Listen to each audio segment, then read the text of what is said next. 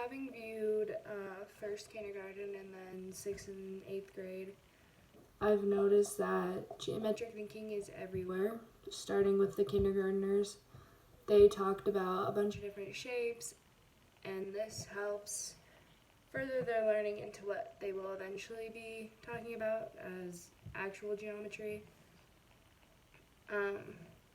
And for the 6th grade, they mostly talked about word problems, counting decimals, multiplying decimals, subtracting, multiplying decimals, and that just helps with eventually in geometry they're going to be doing linear equations and trying to figure out how to solve for an unknown side, or trying to find the height and the area, the perimeter.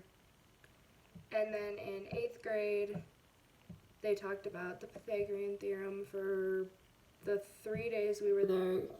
except for part of the last day. Mila and I did a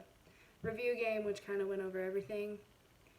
But the Pythagorean theorem is part of geometry, and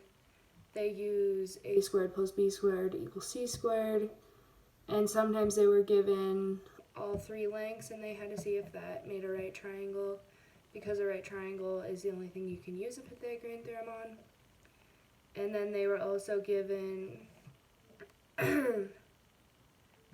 points, and they had to see if the points made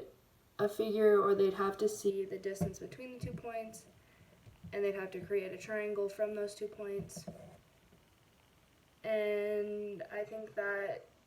starting that young in kindergarten, showing them shapes and everything will eventually lead them to what the 8th graders were doing, but it'll take a lot more geometric thinking